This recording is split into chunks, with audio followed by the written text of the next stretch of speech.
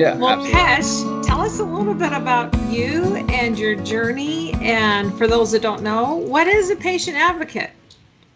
Sure. First of all, of course, thank you for having me today. I really appreciate all of your times. So we met, of course, in San Diego at ASN, and I shared a little bit there, but let me go ahead and start over. I born in England. I was moved here to the States when I was around 10 and grew up in Mississippi. And then, after college, I've been in Louisiana and then Houston. So hospitality was my background. Family in the hotel business, and I had my own company where I was doing international consulting development. And that took me to Australia for a project in 2017. And while I was there, I was in Melbourne and I was walking to my architect's office one morning. I believe it was May the 1st. And on my way there to the office, I had to stop 4 times to walk 3 city blocks. Now, I, of course, knowing nothing about health, thought that I was just out of shape. And once I got back home, I needed to hit the gym and be better about things. But that persisted. And when I got to my architect's office, he said, Pesh, we need you to go to the doctors because I had fluid in my lungs and it sounds like your symptoms. That's exactly what's going on. And me being stubborn, I said, I'm fine. And so I carried on and I was there for a conference and I was like, you know what? It's Monday. I have meetings packed Tuesday through Thursday. So if I still feel terrible on Friday, then you know what? I'll go to the doctor then. Well, woke up Tuesday morning feeling the worst I'd ever felt in my life. Went to the ER and within 2 hours, I had 2 blood transfusions and I'm in ICU. So after a battery of tests, found out that only one kidney had developed since birth and that one kidney was 2% functional. So it was too scarred and atrophied for them to You do were a walking biopsy. with 2%. Creatinine was over 10, and every number that was bad was like at its limit. They were surprised I was speaking to them the way I'm speaking to you all Oh, right now. yeah. I've seen people go into a coma at 6. So, Really. and I remember in San Diego asking you, did you have any symptoms? Like, did you have any foamy urine? hmm And I remember you said you did, but you didn't know Right. yeah, what that It was, was what that, just it was just normal for me, so I didn't know yeah, what was abnormal, right? yeah, It's just like the fatigue and other symptoms. You yeah. don't know. And so, It's because I yeah, so travel. It's because I'm working too hard. It's because I'm getting exactly. older. Yep. Yeah, I need a nap, that's all it is. I'll be fine after that. Um, Oh, yeah, so did all that. I was, of course, the what is the CCRT machine, the 24-hour dialyzer, wonderful procedure to put that in in your your neck. in your neck. Yeah, oh man. And then once I got back to the States, I was on dialysis, hemo in center. I had a chest cath for 15 months, and that lasted 15 months until I had my first transplant at Methodist in Houston, and that was August 7th of 2018. And fast forward 2.5 years, and the kidney rejected. So I had antibody-mediated rejection, but I also had BK virus. So of course, to treat one, the other one is gonna elevate. So yeah, lucky me. And then fast forward, and now in August, just got back on dialysis. But fortunately, I'm not doing the 3 days a week, 4-hour sessions. Negotiate a little bit with my nephrologist, if you will, and I'm doing 2 days a week at 2.5 hours. So, and I'm trying to get my, as Kimberly we were talking about earlier, getting my nutritional intervention again so that I can get my EGFR back up so that Yeah. we can even shorten that time. You bring up that's a really interesting concept. A lot of people they think that when you're on dialysis 3 days a week, 4 hours a day, and most hmm people are. That's true. A lot of people don't know that there can be some customization there based on if you have some kidney function left. Do you know what your GFR is right now, or It creatinine? is 10. It's 10. So GFR is you're at right 10. Yep. there. hmm Yeah. But I'm also when last August, I believe, somewhere around then. My GFR was 8, and I did a 60-day extremely strict diet that I came up with for myself. It's Mm-hmm. probably the 17th iteration of a version of a diet to try to get healthier with things. And in 60 straight days of doing it, my creatinine went from 7.4 to 3.7, and my GFR went from 8 to 20. Wow. So I I so I think know it that's can be awesome done. too. It really speaks to the power. I'm just curious, are you incorporating more plants or more alkaline kinds of foods? Yeah.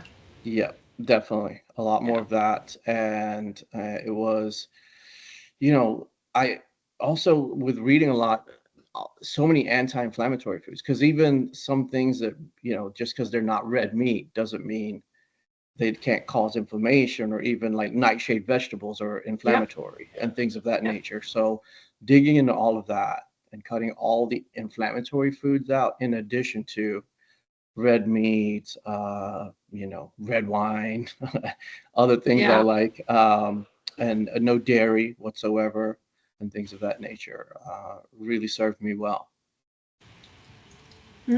Wow. So many awesome things that my mind went to as you shared your story there. Really speaks also to the power of, you know, it's never ever too late for us to make our lives better. There's always something you can do to make that better. Doesn't necessarily mean that you can avoid a certain outcome forever, but you can certainly slow that process down and give yourself some time for another transplant, or even just to be healthier. We know that the healthier we are going into dialysis or into a transplant, the more likely we're to have a good outcome. Yeah, and Uh, that's the other thing. Like, we're at the time of the year where everybody, well, new year, new me is the cliche, right? Well, you don't have to wait until January 1st. You can start right now eating Amen. healthier, like your dinner tonight, whatever the case may be. Let's not wait, because Yep. and you guys have seen it in the nursing world, and all the patients you've been around, is a lot can happen in 24 hours. That 24 hours you want to wait to start your diet, a lot can happen to your body if you're in a chronic condition. Oh, yeah, absolutely. And your tomorrow is going to look a lot like your today unless you do Hmm. something different.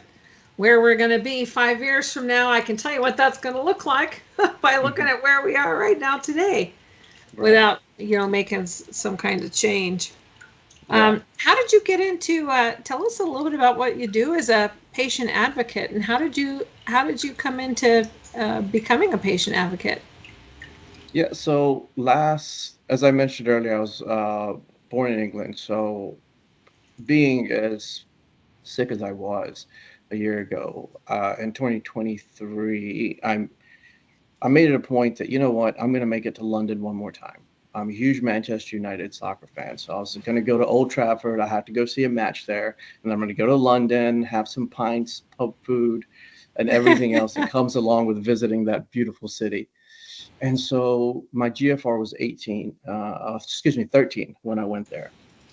So I cut the trip short. I was supposed to go to Cambridge and York and some other places, but I just totally felt like shit. And so I'm like, okay, on a Sunday night, booked a ticket the next morning, just fly out, just one-way ticket back home.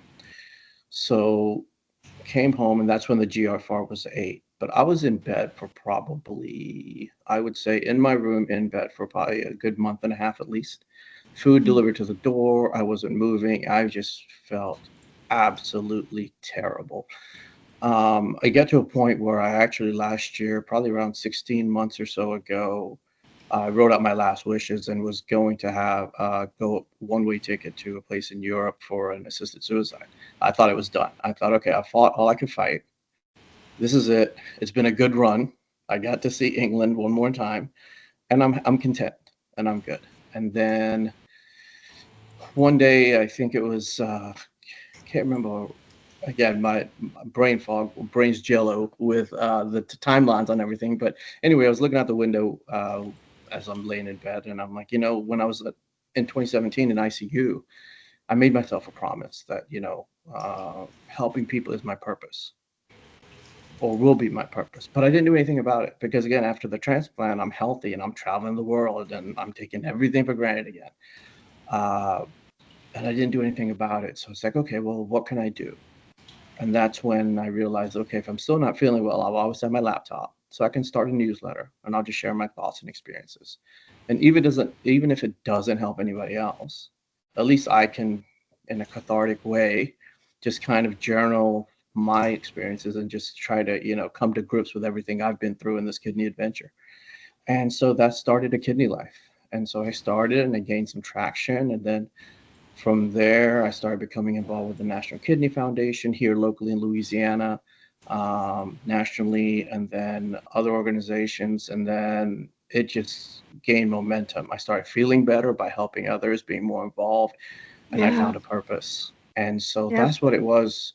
And that's really how it came from my lowest point ever Mm. to doing this. And listen, hospitality is still my passion. Like I love everything about the food and beverage industry, the hotels, resorts, all the good stuff, all the fun You're stuff. a people Uh, person. I am. Yep. And but there's nothing like helping somebody else. It's so much more fulfilling. It's and my purpose is becoming my passion. So it's exciting, and I'm learning every day. I'm trying to learn every day. And again, my goal is simple. When I started this, I just wanted to put a smile on somebody's face every day. If I could just put a smile on one person's face a day, then I'm doing my job, and it's just grown from there. Oh man, you're singing our language. When people sometimes ask me what I do, I say, well, I get to love on people all day and they pay me for it. Love that. Love that. It is true, though. I think sometimes, I think a lot of us in nursing, we feel that too. And I know for me personally, the hardest times in my life, um, having to get out and go serve somebody else, it gets you out of your head Hmm. and helps you remember the all that we have to be grateful for. Service for others is really, it's a great antidote. It's a great medication. Yeah, we can be our own worst enemies, right? Because everything that happened to us, we think has happened to everyone, everywhere, and we are the victim, and we can play that card really well if we wanted to. But I do want to say on the note of you and all of you and your roles as nurses, I just want to say thank you because the doctor's only in the room with me for 2 or 3 minutes, and they're gone. Um, you guys, all the nurses around the world, I can say that I've spent time with are just the most kind-hearted, gentle heart. Those moments when I thought it was like I said, the example of getting the catheter in the neck and everything else. Like, the nurses were there to hold my hand and be like, "Hey, it's gonna be okay." And that just meant the absolute world to me. And I cannot say enough thank yous enough to all the nurses that have helped me in my journey and all the nurses that help every patient because without you guys, the medical world does not run. Look at that. You got unanimous hearts. Come on, Dave. Well, you too. It's a great honor for us as nurses to get to walk beside the folks that we serve. Um, it's not easy to let people in when it's dark and you're in a Right. time of it's just hard when we think that we're less than, and that's a hard time to let somebody in. And it's a great honor for us to serve the folks that we do. And it's a great honor for us to get to chat with you and hear about your journey. And I know right now you're doing some work with, so you're working with National Kidney Foundation and Mhm. DeLorean AI, Yep. which, Working with DeLorean, great group, and medical AI, and with the dialysis part, right? Being able to tell that somebody is potentially going to hit what we'll say the red is, if we're going by the traffic signals of green, yellow, and red. If somebody's getting close to red, let's take the preventive actions. And the patient knows, okay, well, let me not skip a treatment. Let me make sure that yeah. I'm doing what I need to do and not skipping my medications, or anything that could, again, because we can be very, as patients, we can be very apathetic. Well, Oh, F yeah, it. I think Like, all of us they're not can. going to care or whatever. Yeah. All of us can. It sneaks up on us, even nurses, right? If something's wrong, we're usually the last ones to go. So we totally get that. And it's interesting, one of the things I know that you and I really like both about, things like especially what like DeLorean AI is doing and data analytics and how this can really help catch those cases where people don't have a diagnosis yet. It's one thing to get a timely start when people do have a diagnosis, but as in your case, as happens to so many people, I've talked Yeah. to literally thousands of people in my career, and I would say probably 90% of the folks that I've talked to never had a clue that they had anything going on with their kidneys until they were told they needed dialysis or a transplant. That's not only really expensive healthcare, it's so traumatic, as you know better than any of us. It's really a traumatic way to start. And being able to help identify people who probably have it and it hasn't been diagnosed yet is so important. Um, Yeah. But it's also because I'm a proponent of getting, I don't think once a year with your PCP is enough. I think you should do every 6 months and you're getting the labs and look at more than your cholesterol. I mean, if you're getting, as you know, the comprehensive metabolic panel, your creatinine's on there. Take a yeah, look. Just take a half a second, please, just a doctors, and look at peek. that. But it's Just a tricky. quick glance. It's tricky. That's a tricky one. A lot of times people ask, they'll say things like, "Well, how come?" And Stephanie had a member, same thing, where by the time that we provide general education, because most of the people we talk to don't know they need us, and when the light bulb goes off and they see where their GFR, their creatinine is, they'll say things like, "Why didn't anybody tell me?" Or we Mhm. had a patient recently who said, "My doctor never told me. I feel like I'm not getting good care." And why didn't they tell me? And I think it's tricky when you look at that creatinine. The creatinine, um, that's it's a byproduct, if you will, of muscle metabolism, and it passes through the Mhm. kidneys largely unchanged. And that's why we use it in estimating the GFR, or the glomerular filtration rate. But still, there's so many variances there. Some labs Mhm. across the country, when you look over on the right hand side where it has the normal range, some labs will tell you it's normal if it's greater than 90. And then some labs will say the normal is greater than 60. So what is it? And it's not really that there's any, maleficence at play or anything like that. It's tricky, right? Because we know that the normal for a GFR is above 90. Although if you go too high above 90, you get in 120s, 130s, we know that's a kidney that's working really hard, right? Like an engine, Right. wee, right before it peters out. And that's a nuance that a lot of people aren't aware of. They don't know how to watch for. They don't understand that. Or if you're below 90 and you're above 60, that doesn't necessarily mean that you have kidney disease. It doesn't necessarily mean that you don't either, right? But to Right. your point, if people were aware earlier how to watch that and not just watch the number, but what is it doing over time? Like the Yeah. stock market doesn't have a range like this, right? But if you look at it over time, it's steadily gone upward. But we have peaks and valleys all the time. But what is it doing over time that's so important? And a lot of times what we find is, on initial education, sometimes people, they hear it, they start to understand what their GFR is, and they call the office and they say, "Hey, I'm talking to this crazy nurse and she's telling me to ask you for my GFR. What's my GFR?" And the MA or the nurse assistant or even the physician in the office will look it up and they'll say, "Oh, it's normal. Everything's good." And people end up and they walk out the door and they know absolutely nothing. It's like Stephanie and I were talking this morning. How many times people hear everything is fine? Mhm. And that's fine is so relative. I might be taking a course, if you remember being back in school, a C is fine, but it's not an A, right? A D Yeah. will pass you, that's fine. So, just understanding just a few key metrics to your point, the cholesterol, what's my A1C? And that's another one where a Yeah. lot of times people, you can have a decent fasting glucose and still have a crappy A1C. And That so we see all the oftentimes, time. all the time, Yeah, that all the we see time. all the time.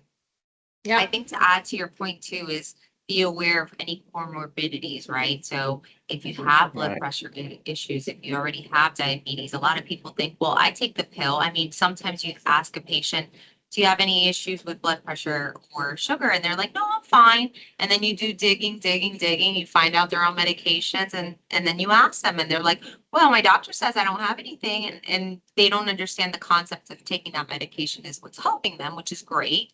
But again, just it doesn't mean that you're not at risk for other things because you have those comorbidities. So just knowing that is also, I think, very important.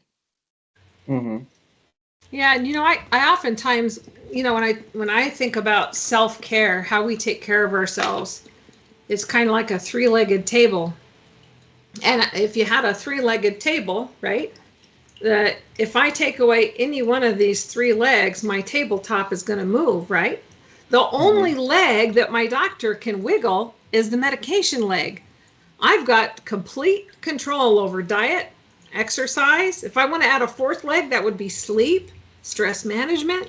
I've not yet met a provider who's going to come over and make me breakfast, take me for a walk, and make me get out of bed and do my exercise at 5 a.m. They're not going Right. to. I Right. have maybe Stephanie has a doc, wink wink, who will do that for her, but and I think sometimes we minimize the personal power that we Mm-hmm. have to really direct the course of our lives. Medication is just one of those legs.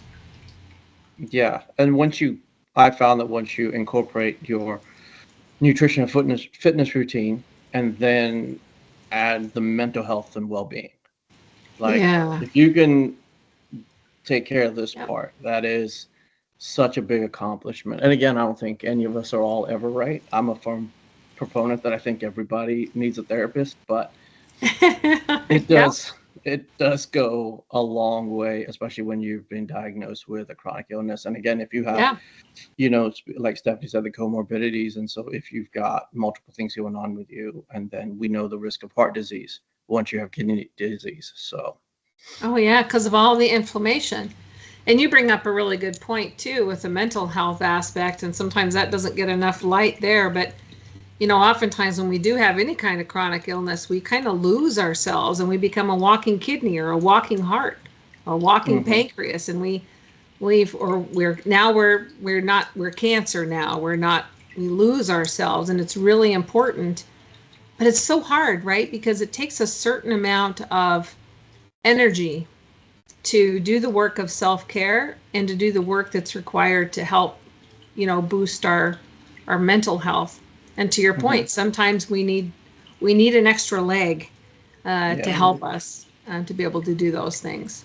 I mean, Yeah. it's the same concept, with transplants. I know that you were talking about that, but when the transplant coordinator is working with you, one of the things they do is a psych eval before a transplant, right? We want to make sure that you understand what's going on. You're going to take care of that new organ and so forth. So, yeah, I think that's important.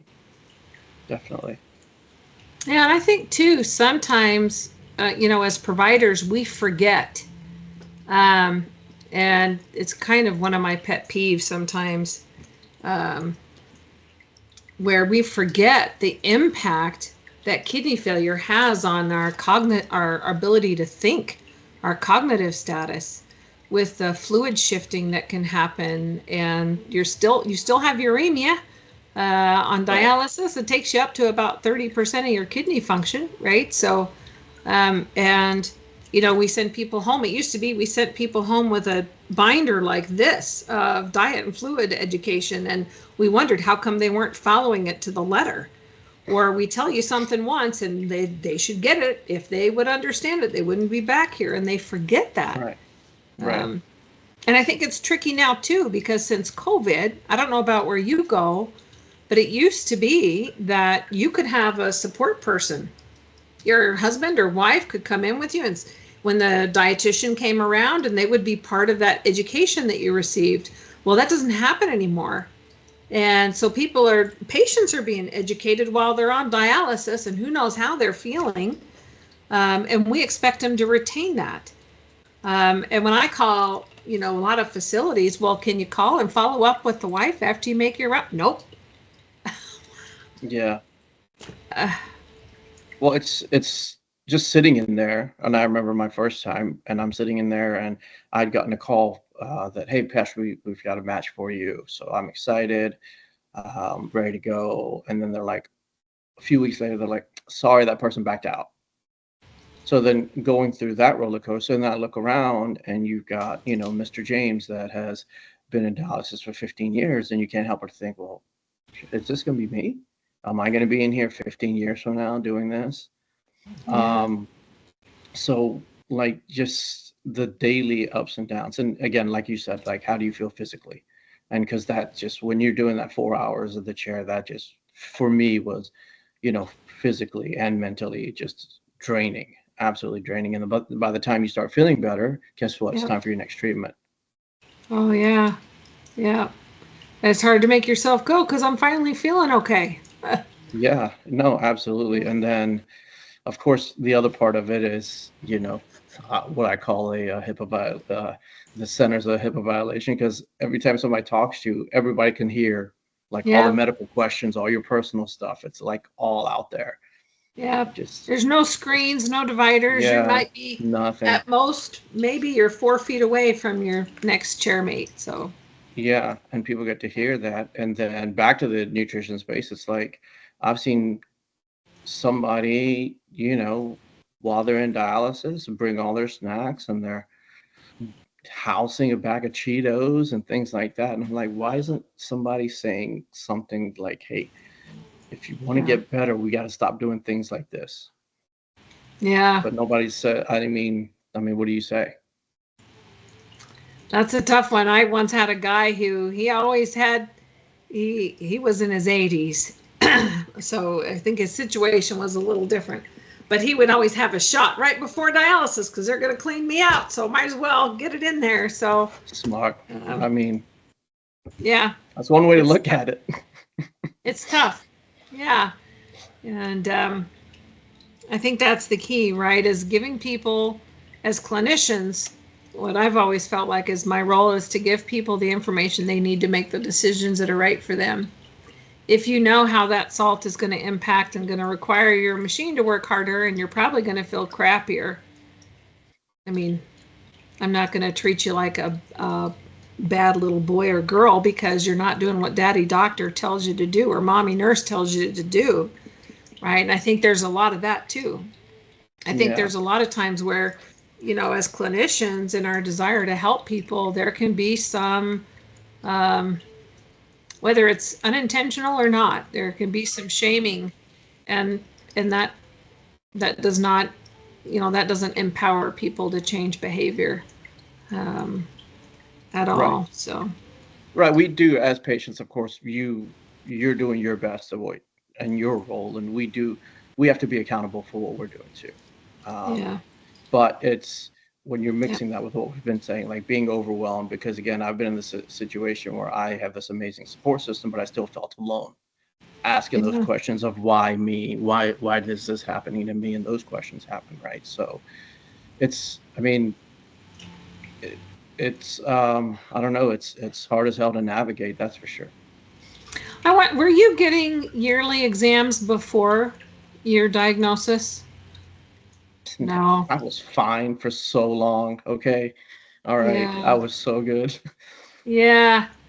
Yeah, I wonder because sometimes we feel like that, and everything's been fine all my life. I mean, for me, it's kissing 60 and hitting menopause, and I that's probably TMI, but it does change some things, right? And so we Yeah. have to, or sometimes it's not for us, but it's for the people that we care about that we really need to take care of ourselves, right? Because how we Hmm. care for ourselves or how we don't care for ourselves does have an impact on everybody who's, counting on us. So No, let me that's ask fair. let me ask you this question. If you could um, if you could go back in time and talk to your younger self Oh Lord. and give yourself some advice, um, what would be your best advice? Or maybe it's not you. Maybe it's for that person who's working hard every day, putting food on the table for the family, 9 to 5. They have a busy life, raising families, um, and just taking care of yourself goes on the back burner. I don't. What advice would you have for them or for your younger self? Well, sarcastically, the first thing that came to mind when you said that, my first thought was, okay, don't marry your two ex-wives. Okay, so that was the first thing that I tell myself, uh, for sure. That's where the inflammation comes from, Pesh. Okay, and the stress and all that. Got it. Um, no, I would say I think in any circumstance, and this is health or otherwise, I think we can't be afraid to ask for help whenever something is going on. I think we have this, especially men. It's we're supposed to we have that stigma of not looking weak, and especially when it comes to our health, right? Like right now, friends of mine that are over 40, and the thought of getting a colonoscopy, like, oh, no, I don't want to. Why do I do that? No, it's it's don't want to look weak. Or I know plenty of people that have been sick or been diagnosed with something, and they don't want to tell anybody. So I think the first I would say to everybody is, do not be afraid to ask for help when something's going on, because it could Yeah, be nothing, but it could be everything. it could be. One thing I always told people, because it is hard to be the one that has to ask for help, nobody wants to be in that position. However, everybody likes to be the one that gets asked to help. I Hmm. think everybody would like to be helpful. We just don't know how. Or sometimes we're afraid. We don't want to overstep our roles, or we don't want to offend people. Or in medicine, I don't want to scare somebody, so I'm going to tell them everything is just fine. Wink, wink, right? Right. Um, and it's important to allow others the opportunity to serve us. Yeah. Yeah. Which is easier to do when you're saying that to somebody who needs help than it is when you're sitting in the chair that needs help. But it's an Yeah. important principle. Yeah. One quick thing, just saw the chat. Stephanie put, is it free will even after the education? I think you'd written that. Yeah, I think How do you mean that? Yeah, I think one of the most important things that we do here in specialty care management is that I work with patients. I do CKD and oncology. So specifically with my oncology folks, obviously some CKDers too, but you want to ease them into certain education. Some things are harder to grasp and know. And this is just done, obviously everyone's different. So just learning that person and seeing what style of education they need, right? Everything's very personalized. Some people, Hmm.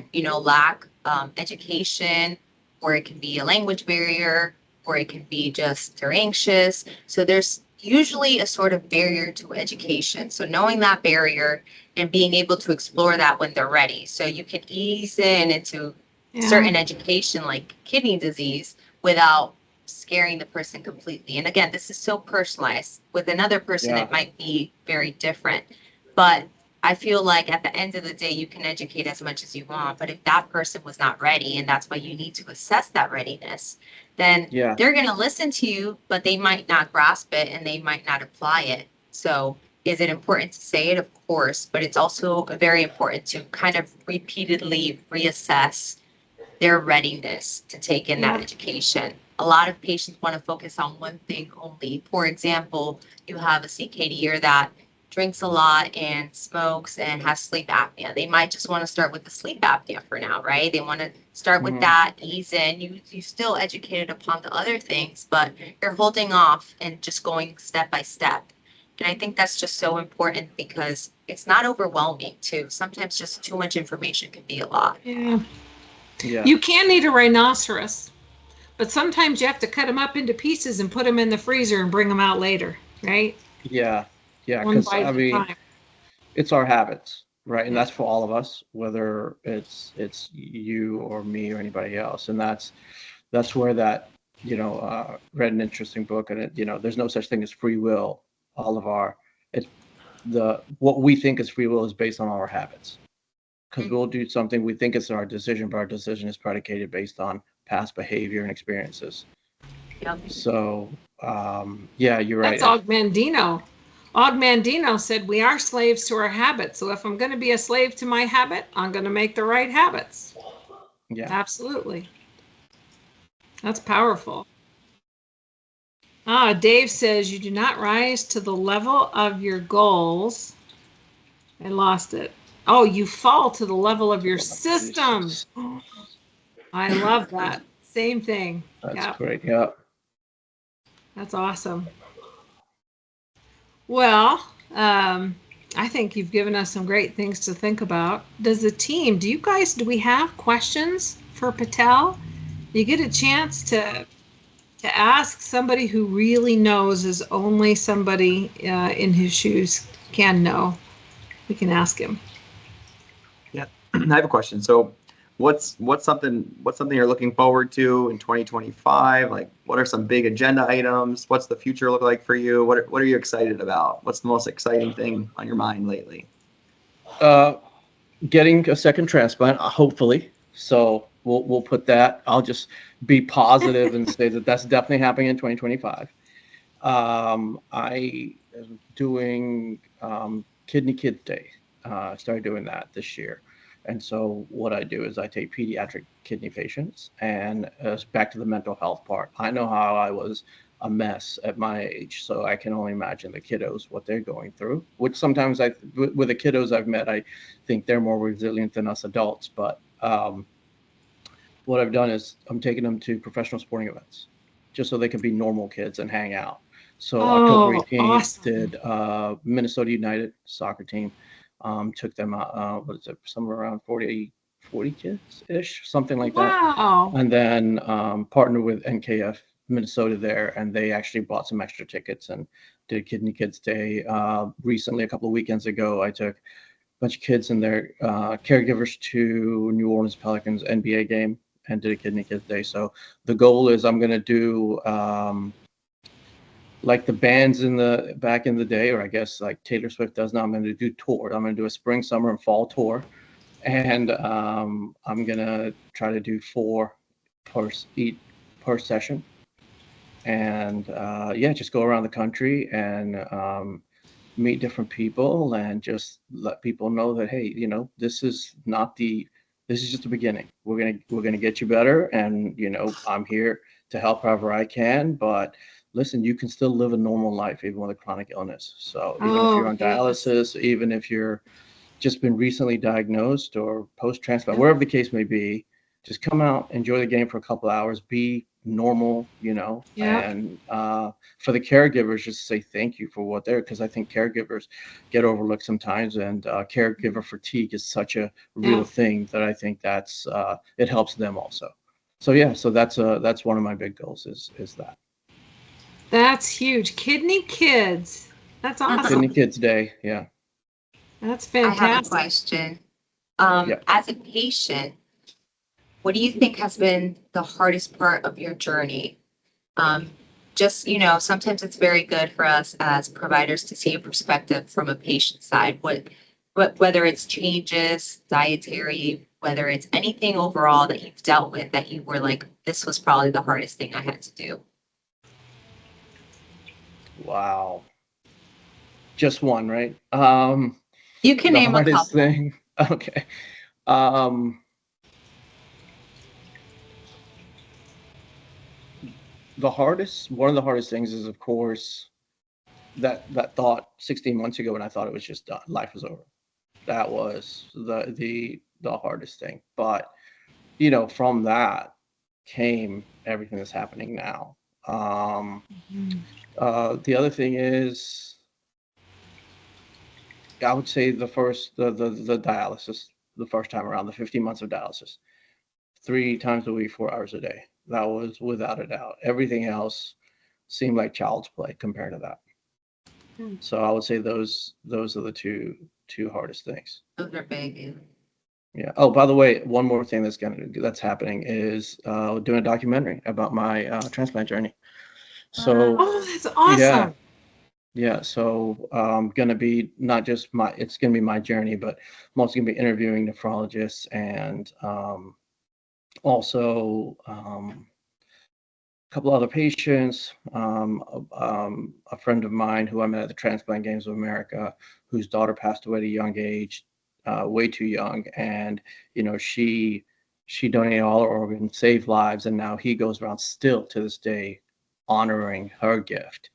And so Wow. being a parent and doing that. So and then of course some living donors and just new innovations, including DeLorean, and just letting people know this is for education and awareness. So yeah, it's my story, but I just wanted to be a vehicle so people know. Because again, I didn't know how important the kidneys were in the body until I was diagnosed. So Yeah. let people see real people going through everyday things, and then I've got a list of people that we're gonna be interviewing and going through the country and things like that. And yeah, so and it'll end with, of course, once I have my transplant. So yeah, so I'm excited about the documentary process too. Oh, you're going to have to keep us posted, Pesh, so we can help Absolutely, promote that. That'll be really great. absolutely. I have a question. Yep. So looking back, what is something or what is something that you know now that you wish you knew or that you wish somebody would have told you when you started this journey? The diet, nutrition, how you know, I think what is it like 4 or 8 ounces of glasses of water are not enough. Like Yeah. eating well every single day. You're just because dialysis is over, or like our friend who wanted to take a shot before dialysis treatment. Let's not do that. I think nutritional intervention is so overlooked.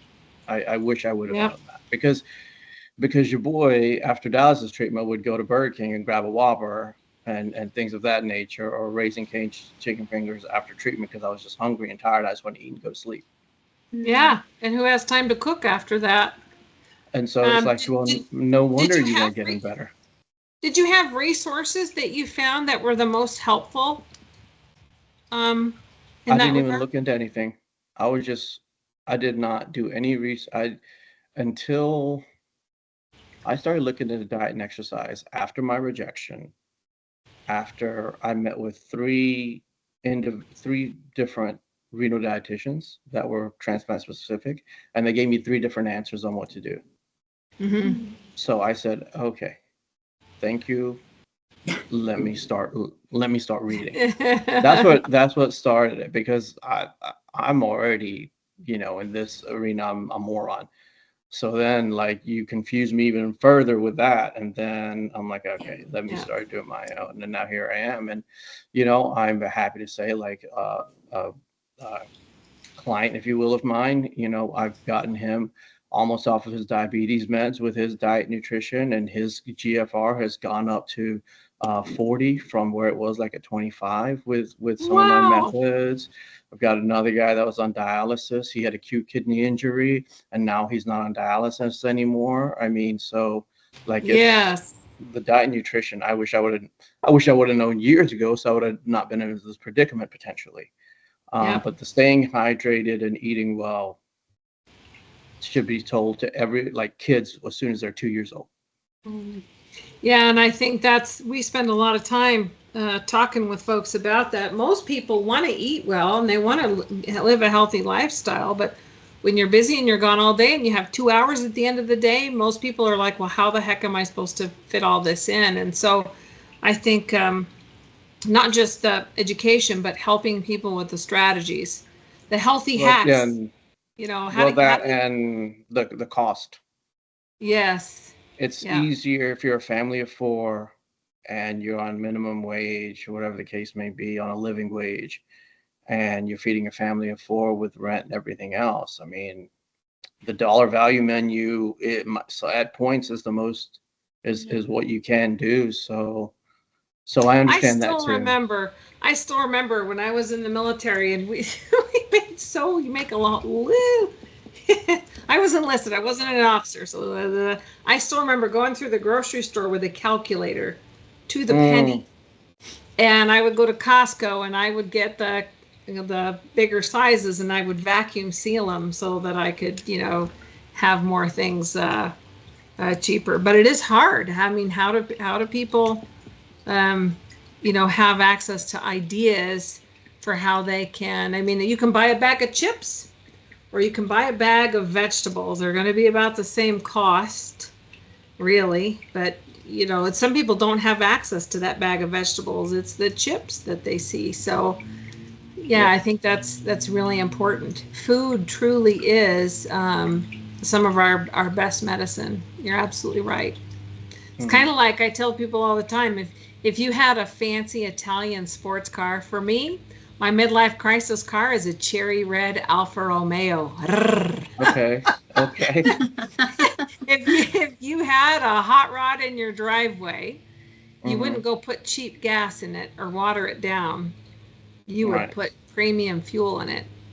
And I think sometimes we just forget in the day in and the day out in the hustle of making a living, right, that we are that sports car, whether we feel like it or not. We only get one body, and learning how to take care of it's really, really important. Hmm. And I There's a think it's lot a, of conflicting information out there. Oh, and the, I think there's a yeah. purpose. I think there's a purpose to all the conflicting information and keeping people confused. On my own health and fitness journey, like I eat all day. Every 3 hours, I'm eating sweet potato, ghee, butter, steak. I mean, it's a misconception that you have to be constricting to be healthy. That's like couldn't be further from the truth. And Yeah. so I think it's just, I think people have this diet culture keeping people on a hamster wheel of Hmm. unhealthy decisions.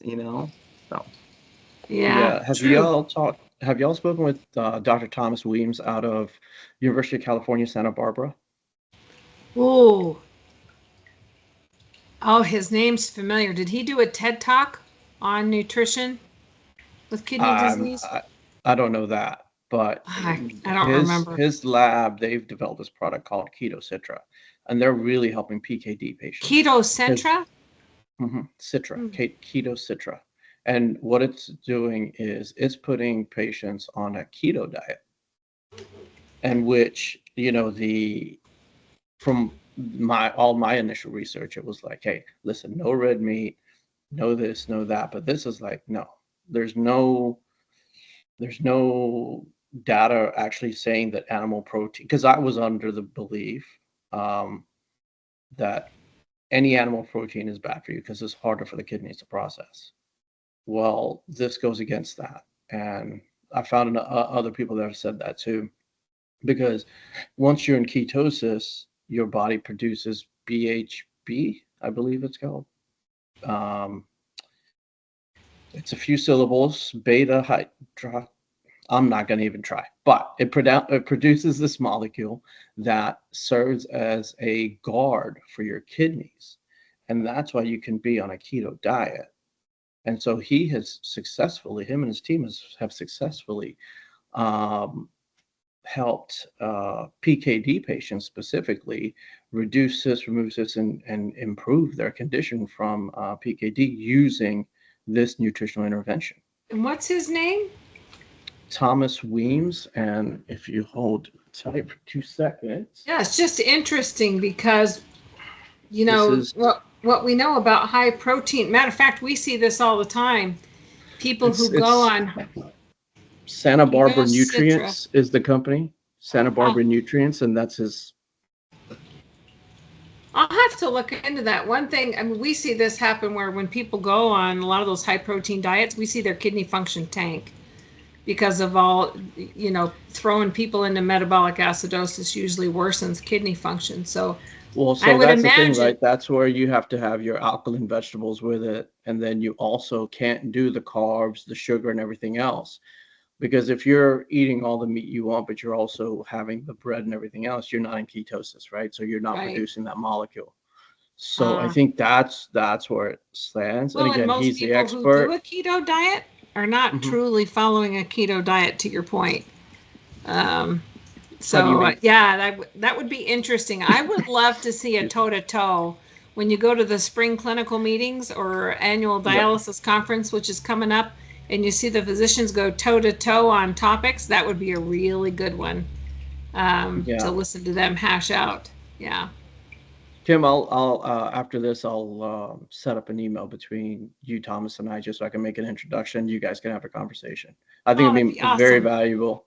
I think it'd be a good guest for you guys. Just a different perspective, because again, nobody knows everything. So if we can get, and he's been successful. So what I'm doing Well, now, and the reason I have this is they sent me a thing of this. So I'm gonna, now that I'm on dialysis and all the amino acids are pulled out of me during the, and I'm not, they're not pulling anything, they're just cycling, yeah, but I'm still losing aminos and stuff. So I'm absolutely. gonna combine my diet that was successful with the keto, and let's using this keto citron. Let's see how it goes for a non PKD patient. Yeah, it would be interesting too. Muscle wasting people when they start on dialysis, they do lose a lot of Hmm. muscle. A Protein's a lot of really tough atrophy. one because Yep. we're not supposed to have too much, right? Because it's hard on the kidneys.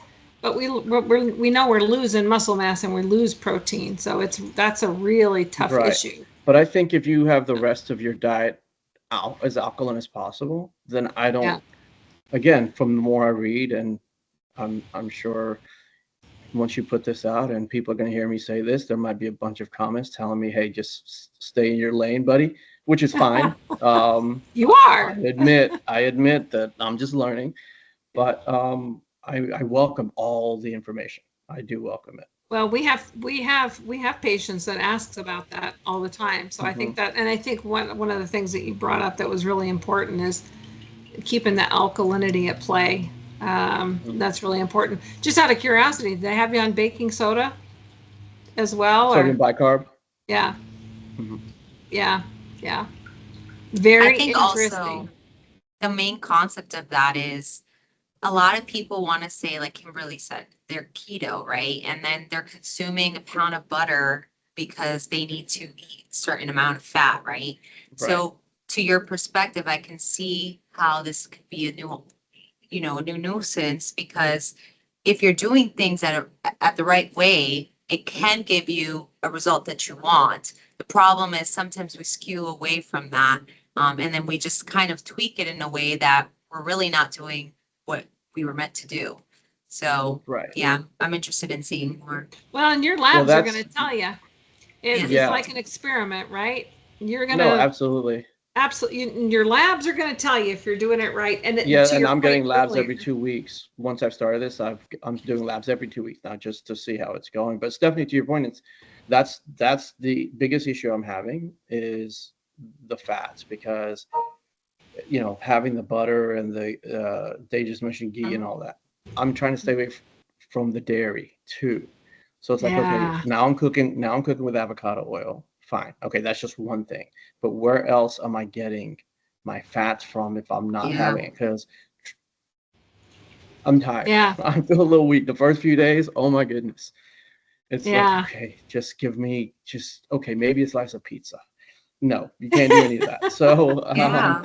That's what so I I'm see. I'm That's trying. what I see with the keto, and that's why I get it. I see that too with intermittent fasting, for example, too. A lot Hmm. of people just tweak it in their own way. And yeah, for certain people, these things can be helpful depending on their diagnosis. Like diet is so personalized. So what works for me might Yeah. not work for you. And that's why you just have to keep asking questions. But if you are going to follow a diet with your provider's, consideration, make sure you're doing it right. Yeah. Yeah. I Well, feel like it's so hopefully my nephrologist doesn't watch this, because he doesn't know I'm doing this. So I'm just let him know later when he's asked me what the hell's going on. Like, what are When you he doing? sees your labs and he says something like, "Man, I don't know what you're doing, but keep it up," then you can tell him. Well, he did. He said that the first time when I got it from Oh, 80/20, and he was shocked. So yeah. maybe he trusts me enough to know that I'm not going to go. But no, if any of you have any suggestions on what I can do for healthy fats that is not dairy, please let me know. Yeah. Because even avocados, right, I have to be careful because of the potassium. So, Yeah, I know. And Yeah. avocados are like, oh, I would and I'm a hate it. fan. Yeah. If I had gout and I couldn't have shrimp anymore, I couldn't have yeah, I don't know, I would have a hard time. Yeah. Yeah. All right. Well, gosh, thank you everybody. And Pesh, we can't Thank you. thank you enough for sharing time with us. I know Dave will holler at you, and we'll set up a time in the next few months to connect on a webinar. And I'm sure you got some good fodder out of our conversation. And just thank you so much for sharing your time and your insights. Really appreciate it. It's wonderful to spend an afternoon with you, Pesh. Yeah, thank you so much for this time. I really appreciate the platform. And for those of you on Instagram, of course, follow me at A Kidney Life. That's my Instagram handle. So all my A stuff's always Kidney on Life. Instagram. Hmm. Okay. Is that the best way? If people have questions and want to reach out to you Hmm. directly? Yeah, that's the best way. Okay. Or Yeah, the email address is pesh@akidneylife.com. yeah, I'll So shoot all an my email. social media channels is a Kidney Life, LinkedIn, all that, everything. You can find it through A Kidney Life and my At website, kidneylife.com? akidneylife.com. akidneylife.com. Okay. Hmm. And I'll shoot you an email tomorrow or Monday with ideas about what we could do in January or February with a broader audience.